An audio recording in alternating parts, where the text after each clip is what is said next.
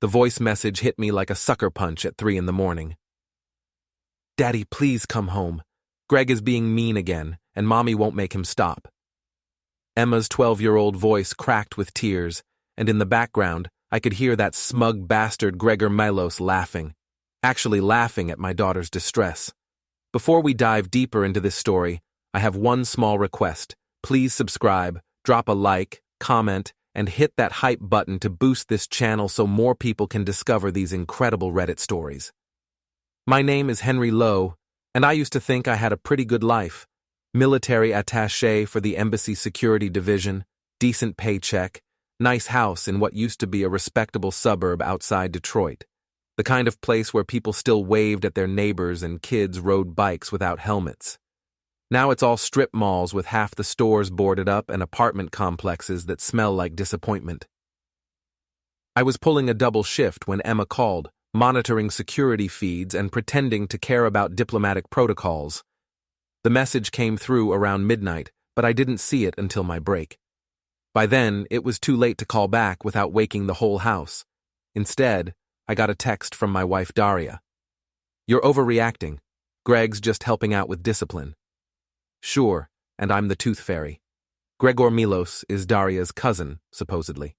Showed up from somewhere in Eastern Europe 6 months ago with expensive clothes, a BMW that cost more than I make in a year, and a story about being a business consultant that nobody bothered to verify. Daria invited him to stay in our guest room temporarily while he got settled. That was in January. It's now July, and the bastard has made himself right at home. The problem isn't just that he's overstayed his welcome. It's that he's taken over my house like he owns the place, rearranges furniture, eats my food, and worst of all, thinks he has the right to discipline my kids. Emma and my 10-year-old son Jake have been walking on eggshells for months, and every time I bring it up, Daria acts like I'm being paranoid. He's family, Henry. He's trying to help. Help with what, exactly? Teaching my daughter to flinch every time an adult raises their voice? I sat in that sterile embassy office, listening to Emma's message for the 5th time, and something cold settled in my chest. Not anger. Anger is hot and stupid. This was calculation. This was the feeling I used to get before a mission, when everything depended on staying calm and thinking 3 moves ahead. The next morning, I drove home through streets that looked like a war zone nobody bothered to clean up. Burned-out storefronts, potholes deep enough to lose a tire, and people who moved like they'd given up on life. My neighborhood was better, but not by much. The houses still had lawns, but half of them needed cutting. The other half were brown from neglect. I pulled into my driveway behind Gregor's BMW and noticed the vanity plate. Winner 1. Real subtle. Inside, the house smelled like expensive cologne and coffee I didn't buy. Gregor was at my kitchen table reading my newspaper and eating my cereal. He looked up when I walked in, and his smile was all teeth and no warmth. "Henry, you look tired, my friend. Long night? Where are the kids?" "Emma is at school, of course. Jake is upstairs doing homework. I make sure they stay focused, you know? Children need structure." Daria appeared from the living room, already dressed for work in one of those power suits that cost more than my car payment. Her event planning business was doing well, apparently. Well enough to afford designer clothes and late-night client meetings that seemed to happen more and more often. "Morning, honey." She kissed my cheek like we were still playing house. "Greg was just telling me about his new business opportunity. Isn't that exciting?" "Thrilling," I said. "Daria, can I talk to you privately?" Her smile flickered. "I'm running late for a meeting. This won't take long." We stepped into the hallway, and I kept my voice low. "Emma called me last night. She was upset. Kids get upset, Henry. It's normal. She said Greg was being mean to her." Daria's eyes went flat. "Greg is teaching her respect, something she clearly needs to learn. She's 12 years old." "Exactly. Old enough to follow rules and show proper behavior. You're too soft with them, Henry. You always have been. There it was. The real problem. Somewhere along the way, my wife had decided I wasn't man enough for my own family. Enter Gregor, with his expensive car and his old-world ideas about discipline and his way of making Daria light up like a Christmas tree whenever he walked into a room. I wanted to grab her by the shoulders and shake her until she remembered who she used to be. The woman I married wouldn't have let a stranger intimidate our children, but that woman seemed to have disappeared, replaced by someone who cared more about appearances than her own kids' well-being. "We'll talk about this tonight," I said. "I have a client dinner tonight. Don't wait up." She grabbed her purse and headed for the door, pausing to blow a kiss at Gregor.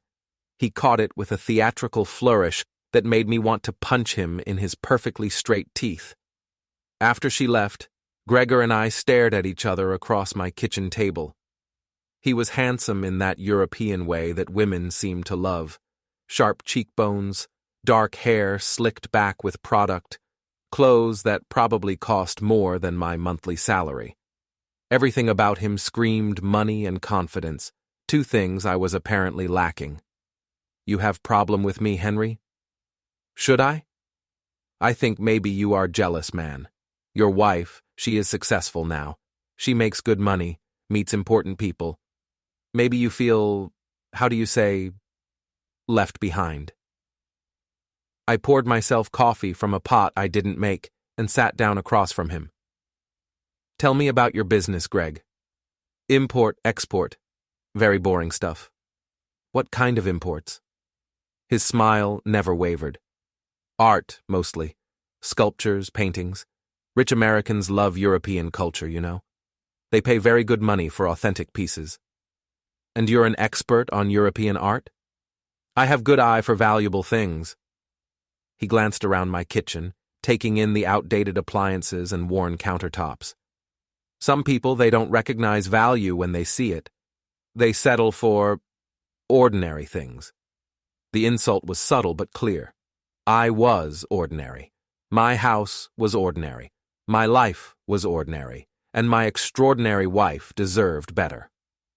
I finished my coffee and stood up. "I need to get some sleep before my next shift."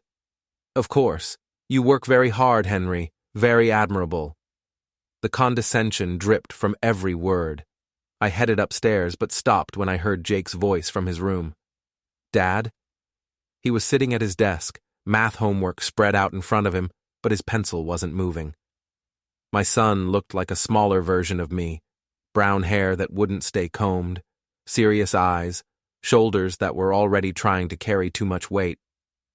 "What's up, buddy? Is Greg going to live here forever?" The question hit me harder than it should have. "Why do you ask?" "He said Mom might marry him if you weren't around anymore." I sat down on Jake's bed, trying to keep my voice steady. "When did he say that?" "Yesterday, when you were at work. Emma started crying because he yelled at her for watching TV, and when I told him to leave her alone, he said maybe I needed to get used to having a new daddy." Something dark and violent stirred in my chest. I pushed it down, but it didn't go far. "Jake, listen to me. I'm not going anywhere, okay? This is our house, and you and Emma are my kids. Nobody's changing that." "Promise?" "Promise." But as I said it, I wondered if it was a promise I could keep. The next few days passed in a haze of forced normalcy. I went to work, monitored security feeds, filed reports, and pretended everything was fine. But underneath the surface, I was planning. 20 years in military intelligence teaches you a few things about gathering information. First rule, never let the target know they're being watched. Second rule, documentation is everything. Third rule, patience beats passion every time. I started small. When Daria went out for her client meetings, I noted the times. When Gregor made phone calls, I listened from the next room. When the kids came home from school, I asked casual questions about their day. The picture that emerged wasn't pretty. Gregor had been telling Emma she was too American and needed to learn proper manners. His idea of proper manners included standing when adults entered the room, asking permission to speak, and accepting criticism without argument. When she failed to meet his standards, he would make her stand in the corner for an hour at a time. Jake's treatment was different, but equally disturbing. Gregor had decided my son needed to toughen up and had been giving him increasingly difficult chores as punishment for minor infractions. Last week, Jake had to clean the entire garage because he forgot to put his cereal bowl in the dishwasher. The worst part was that Daria not only allowed it, she encouraged it. She'd started referring to Gregor as Uncle Greg and telling the kids they should be grateful for his guidance. "Your father is too permissive," she told Emma one evening when she thought I couldn't hear. "Uncle Greg is teaching you discipline. Successful people need discipline." I was in the hallway, supposedly heading to the bathroom, but I stopped and listened. "I don't like him, Mom," Emma said. "He's mean." "He's not mean, sweetheart. He has high standards. If you want to be successful like me, you need to learn to meet those standards. But Dad doesn't make us stand in corners. Your father doesn't understand what it takes to succeed in the real world. I do, and so does Uncle Greg." I continued to the bathroom and closed the door, staring at myself in the mirror. The man looking back at me had bags under his eyes and lines around his mouth that hadn't been there 6 months ago. I looked like what I was, a man watching his family slip away, but I wasn't going to go down without a fight. The next morning, I installed a small recording device in the living room.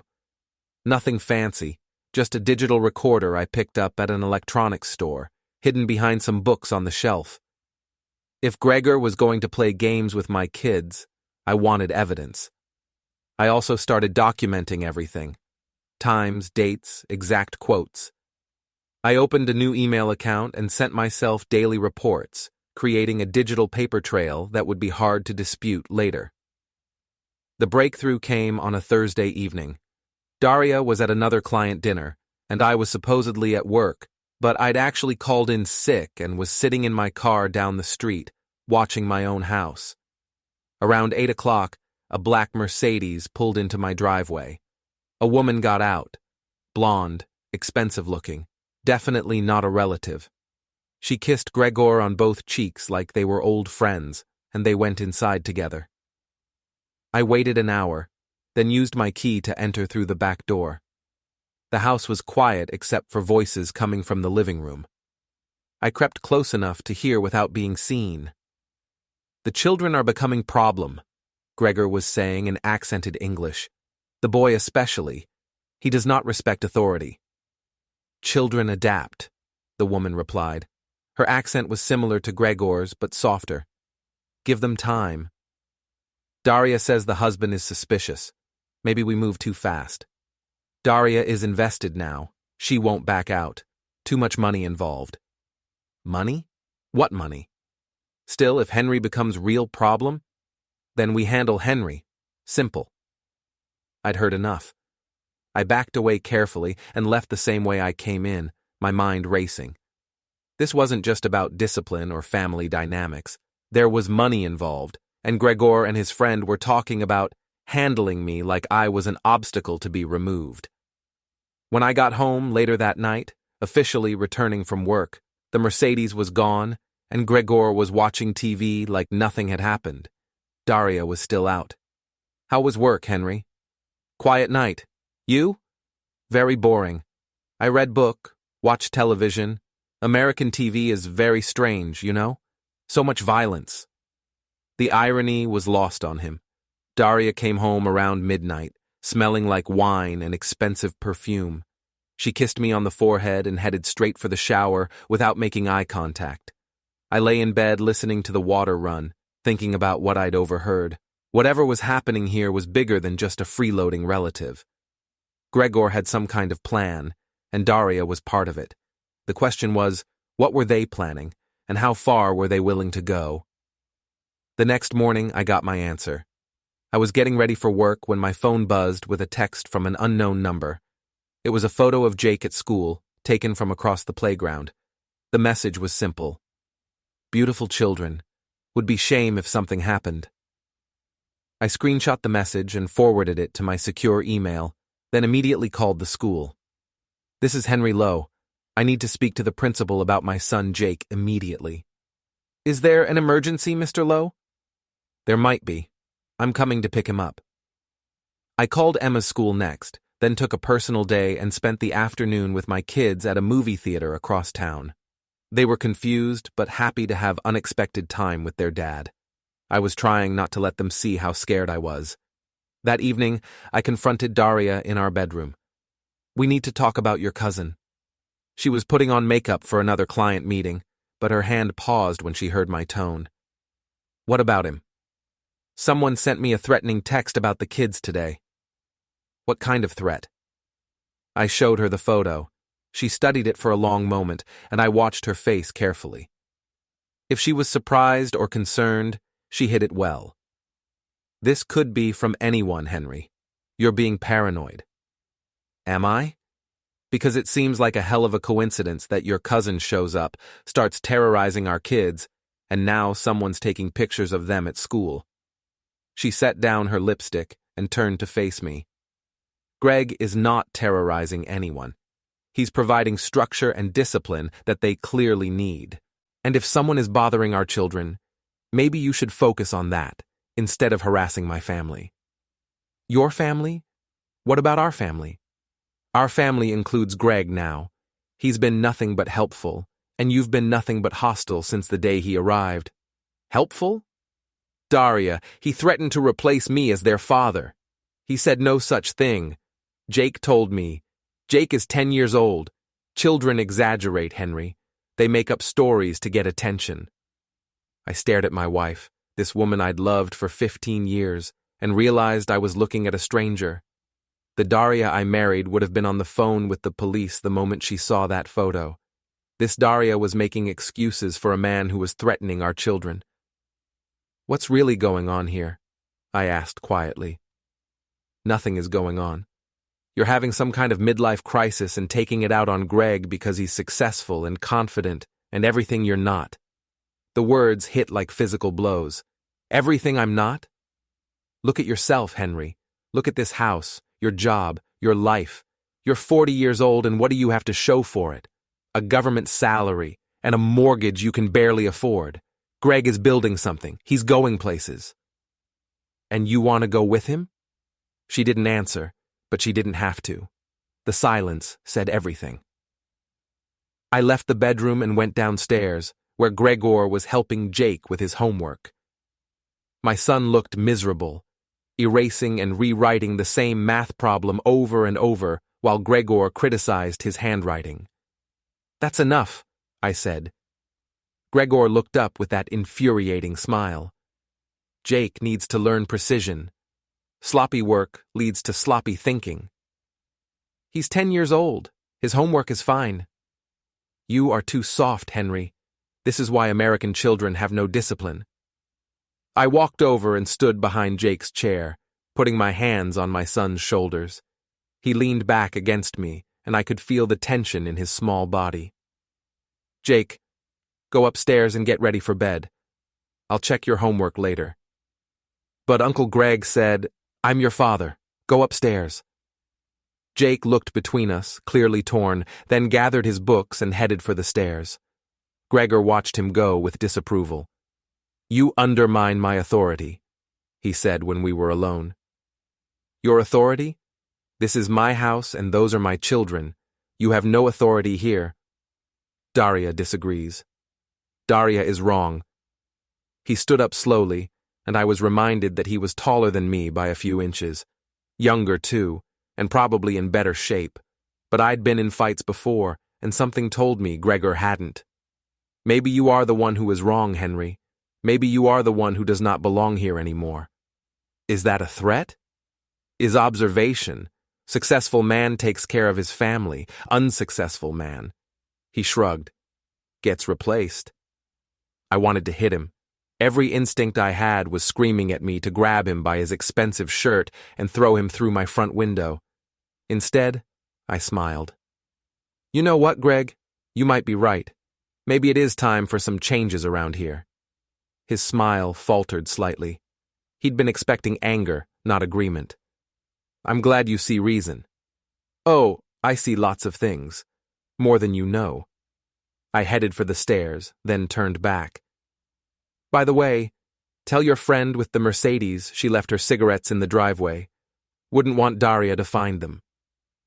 The color drained from his face, and I knew I'd hit the target. Whatever game he was playing, I was about to change the rules. The beauty of having a security clearance is access to resources most people don't know exist.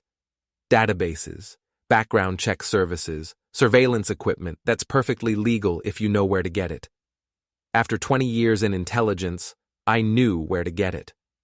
Gregor Milos wasn't his real name. It took me 3 days to figure out his actual identity. Grigory Mikhailov, wanted for questioning in connection with an art fraud scheme in Prague.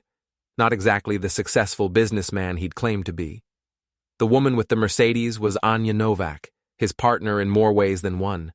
They'd been running cons across Eastern Europe for the past 5 years, targeting wealthy, divorced women and lonely wives. Their specialty was fake art sales and investment schemes, but they weren't above simple theft when the opportunity presented itself. The pattern was always the same. Gregor would charm his way into a woman's life, usually claiming to be a relative or family friend. He'd establish himself in her home, gain her trust, and slowly isolate her from friends and family who might ask uncomfortable questions. Meanwhile, Anya would work the business angle, setting up fake art deals or investment opportunities that required large cash investments. Once they had what they wanted, they'd disappear, leaving their victim financially and emotionally devastated. The only difference this time was that Daria wasn't divorced or lonely. She was married, with kids, which made the whole operation more complicated, but also potentially more profitable if they could figure out how to get me out of the picture. That explained the threatening photo. They were trying to scare me into leaving, or at least into backing down and letting them work their con in peace. What they didn't understand was that threatening my children was the one thing guaranteed to make me fight harder. I spent the weekend setting up my own surveillance network. Tiny cameras in the living room and kitchen, audio recorders in strategic locations, and a GPS tracker on Gregor's BMW. If he was planning something, I wanted to know about it in advance. I also opened a new bank account and started moving money out of our joint accounts. If Daria was planning to clean me out financially, she was going to find the cupboard bare. The hardest part was acting normal around the kids. Emma had been asking why Mommy and Daddy weren't talking to each other, and Jake had started having nightmares. I wanted to tell them everything was going to be okay, but I wasn't sure that was true. Monday morning brought the first real break in the case. I was monitoring the audio feed from my home office when I heard Gregor on the phone with someone, speaking in what sounded like Russian or Czech. I couldn't understand the words, but I recorded everything and sent the file to a friend at the embassy who specialized in Eastern European languages. His translation came back 2 hours later. The husband is becoming suspicious. We may need to accelerate the timeline. Yes, she has access to his accounts, but she's hesitating. I know the children complicate things, but we can't wait much longer. No violence. Too risky. We stick to the original plan. So there was an original plan, and it involved Daria's access to my accounts. That meant she was deeper into this than I'd hoped, but it also meant they were getting desperate. Desperate people make mistakes. That evening, I came home to find Daria packing a suitcase. Going somewhere? Business trip. 3 days in Chicago. Big client event. Which client? Hartwell Industries. They're launching a new product line. I nodded like I believed her, but I'd already checked. Hartwell Industries didn't exist, at least not in any database I could access. Want me to drive you to the airport? Greg's taking me. He has business there, too. Of course he did. After they left, I sat down with Emma and Jake and had the conversation I'd been dreading. Kids, I need to tell you something important. Your mom and I are having some problems. Emma's eyes filled with tears immediately. Are you getting divorced? I don't know yet, sweetheart. But whatever happens, you need to know that I love you both more than anything in the world, and I'm going to take care of you. Is it because of Uncle Greg? Jake asked. Partly, But it's complicated, buddy. Adult stuff. I don't like him, Emma said. He's mean and he smells funny. I know, and I'm going to make sure he doesn't bother you anymore. Promise? Promise. While they were gone, I searched the house from top to bottom. In Daria's jewelry box, hidden behind a false back, I found a passport I'd never seen before. It was in her name, but with a different birth date and place of birth. There was also a bank statement for an account in the Cayman Islands with a balance of over $200,000. My wife wasn't just involved in Gregor's con, she'd been planning her exit strategy. The betrayal hit me like a physical blow. 15 years of marriage, 2 children together, and she'd been ready to disappear with a criminal she'd known for 6 months. I photographed everything, put it back exactly where I found it, and started making plans of my own. The next morning, I called in sick and drove to Chicago. It took me 4 hours to find them, but Gregor's BMW wasn't exactly inconspicuous. They were staying at the Palmer House, registered under false names but paying with a credit card linked to that Cayman Islands account. I set up surveillance from the hotel bar and watched them work. They met with 3 different couples over the course of 2 days, each time presenting themselves as art dealers with access to exclusive European pieces. The pitch was always the same: limited time offer, cash only, guaranteed to double in value within a year. 2 of the couples walked away. The third, an elderly pair who looked like they had money to burn, seemed interested. Very interested. That night, I followed them to an upscale restaurant where they celebrated with champagne and caviar. I sat 3 tables away, nursing a beer and listening to them plan their next move. Once we close the Morrison deal, we'll have enough to disappear, Daria said. New identities, new life. And the children? Gregor asked. Henry can have them. I never wanted to be a mother anyway. Those words hit me harder than any physical blow could have. I'd known our marriage was over, but hearing her dismiss our children like unwanted baggage was something else entirely. I left the restaurant and drove home, my mind racing with possibilities. I could call the FBI, turn them in for fraud. I could confront them publicly, ruin their con before they could complete it. I could take the kids and disappear myself. Or I could do something else, something that would give them exactly what they deserved. By the time I got home, I knew what I had to do. They returned from Chicago on Thursday evening, full of fake enthusiasm about Daria's successful business trip. Gregor was practically glowing with satisfaction, and Daria couldn't stop talking about all the connections she'd made. I played along, asking interested questions about her meetings and nodding at Gregor's stories about his own business dealings. They had no idea I'd been watching them the entire time. The Morrison deal was set to close on Saturday. According to the conversations I'd overheard, they were expecting a payment of $300,000 in cash for a collection of rare Eastern European sculptures that existed only on paper. I had 2 days to stop them. Friday morning, I made a series of phone calls. First to the FBI field office in Chicago, providing them with everything I'd gathered about Gregor and Anya's operation. Then to the Morrison couple's bank, posing as a concerned family member who'd heard about a potential scam. Finally, to my lawyer, initiating divorce proceedings and filing for emergency custody of the children. The FBI was very interested in my information, especially when I mentioned the false passports and offshore accounts. They agreed to coordinate with local authorities to intercept the Morrison meeting. The bank was more cautious, but they agreed to flag any large cash withdrawals from the Morrison accounts and require additional verification. My lawyer was skeptical about the emergency custody motion, but the threatening text message and audio recordings of Gregor's discipline sessions were compelling evidence. This is a strong case, Henry, she told me, but you need to be prepared for things to get ugly. Your wife isn't going to go quietly. I'm counting on it. Friday evening, I was in the garage working on my car when my old friend Mike Sullivan stopped by.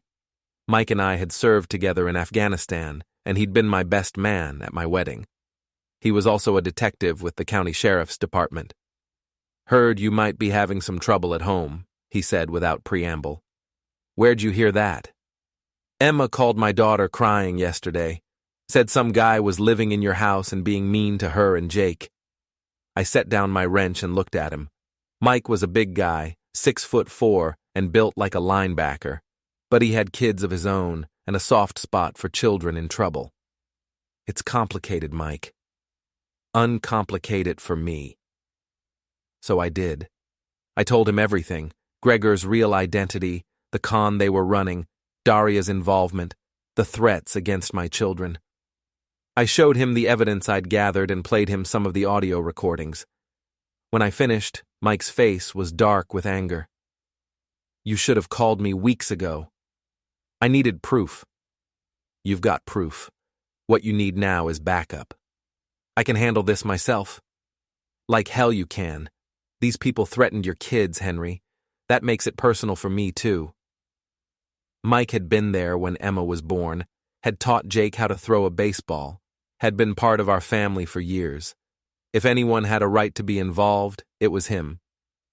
What do you have in mind?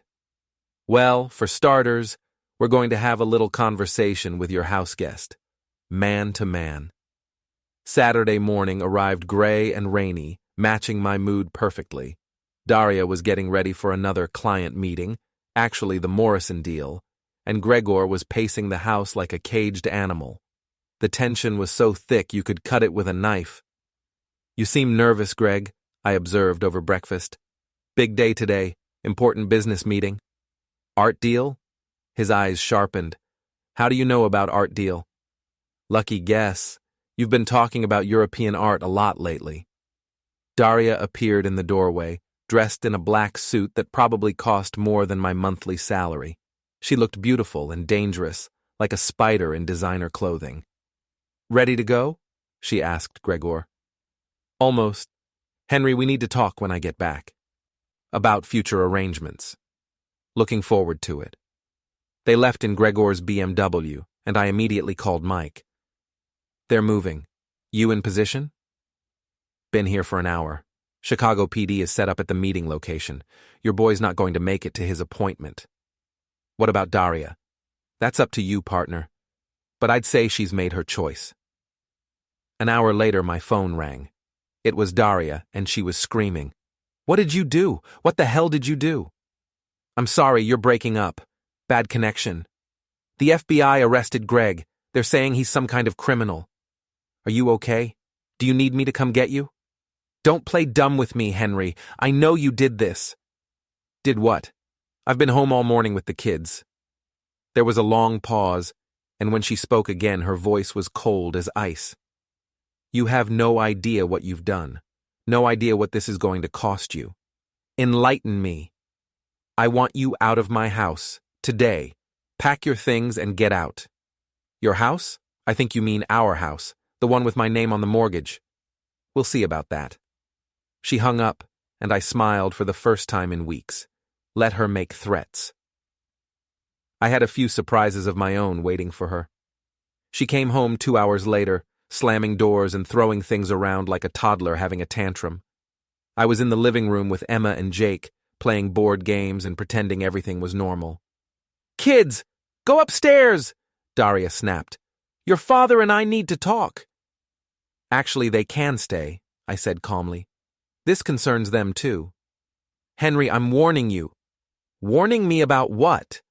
Are you going to threaten me like your boyfriend threatened our children? Emma gasped, and Jake moved closer to me on the couch.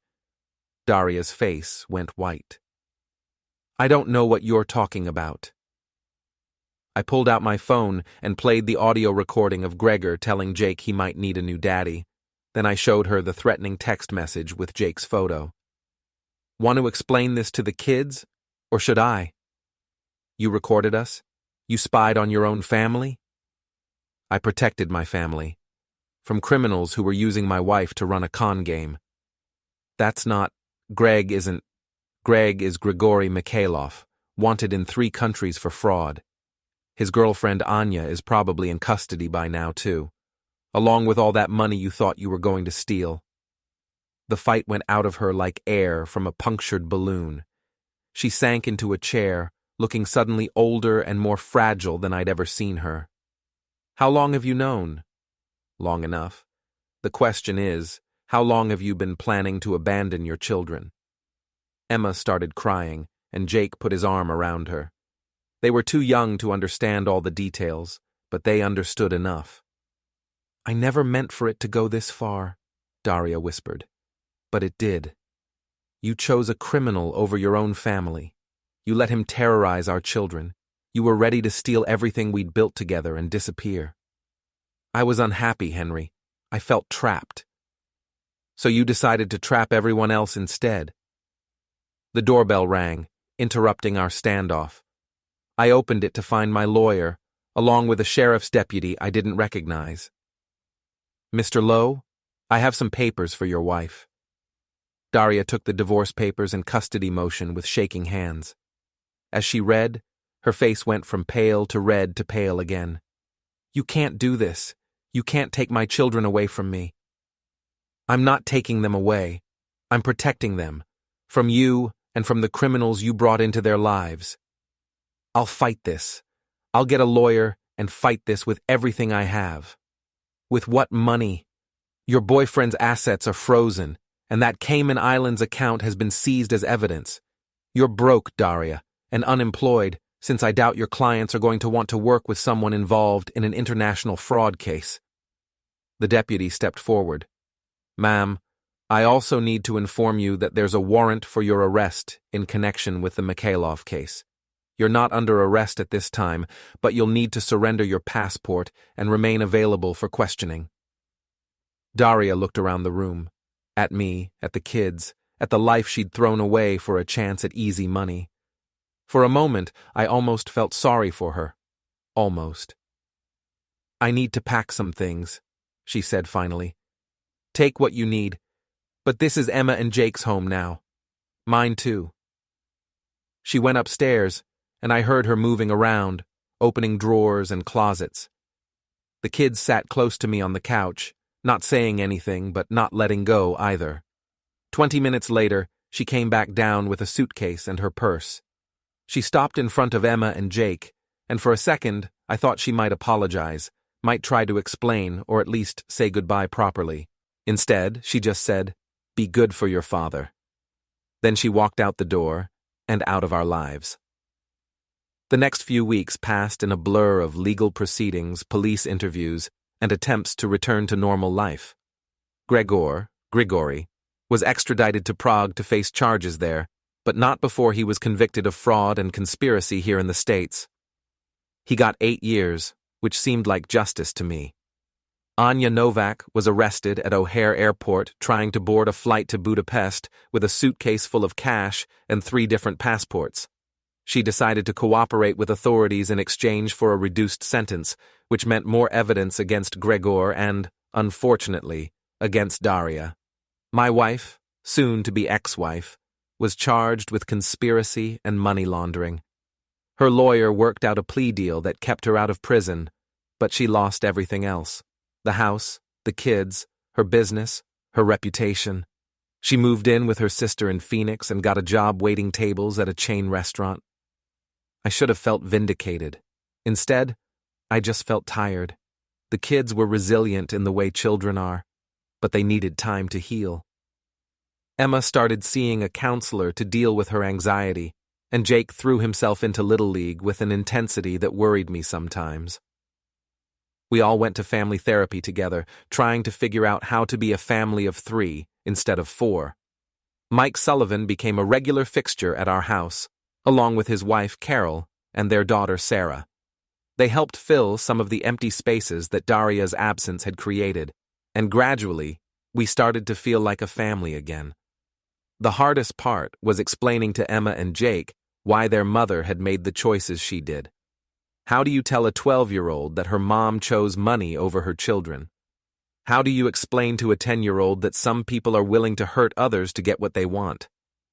In the end, I settled for a simple truth. Sometimes people make bad choices.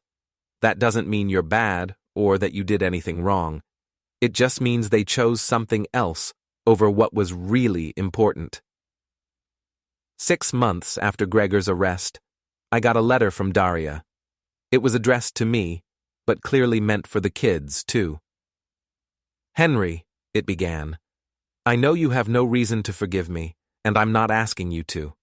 I just want you to know that I'm sorry. Not sorry I got caught, but sorry I let it happen in the first place. Sorry I chose a fantasy over reality. Sorry I hurt you and the kids.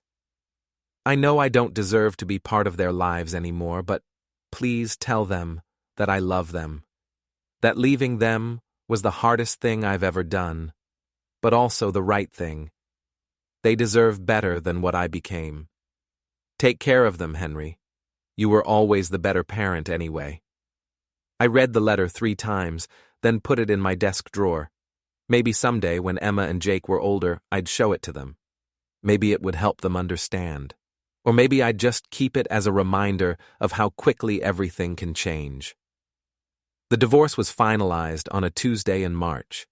I sat in the courthouse with my lawyer, listening to the judge dissolve 15 years of marriage in less than 10 minutes. Daria wasn't there. She'd waived her right to contest the proceedings and signed everything by mail. When it was over, I walked out into the spring sunshine feeling lighter than I had in months. Not happy, exactly, but free. Free to focus on what really mattered, Emma and Jake, and building a life that was honest and safe and real. That evening, we had a celebration dinner at the kids' favorite pizza place. Nothing fancy, just the 3 of us eating too much pepperoni pizza and playing arcade games until we ran out of quarters. "Dad," Emma said as we were driving home. "Yeah, sweetheart? Are you going to get married again?" "I don't know. Maybe someday. Would that bother you?" She considered this seriously. "Only if she's mean to us." "Well, I promise never to marry anyone who's mean to you." "Or anyone who smells funny," Jake added from the back seat. "Or anyone who smells funny," I agreed. We drove home through streets that looked different now, less like a war zone and more like a neighborhood where people were trying to rebuild. Maybe it was just my perspective that had changed, but the houses seemed better maintained, the people more hopeful. Our house looked good too. I'd been putting money into repairs and improvements instead of hiding it from con artists, and it showed. Fresh paint, new landscaping, a swing set in the backyard that Jake had been begging for since he was 6. It looked like a home where children could be safe and happy. It looked like a place where we could start over and get it right this time. As we pulled into the driveway, I noticed Mike's patrol car parked across the street. He got out and walked over, grinning. "How'd it go today?" "It's done. Officially single again." "Congratulations, I think." Emma and Jake ran inside to tell Carol about dinner and the arcade games, leaving Mike and me alone in the driveway. "Any regrets?" he asked. I thought about it seriously. Did I regret marrying Daria?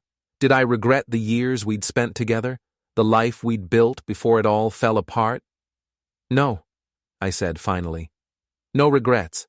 If I hadn't married her, I wouldn't have Emma and Jake. And everything else, it taught me what really matters. Which is family. Real family. People who choose to stick around when things get tough, not people who run away when something better comes along."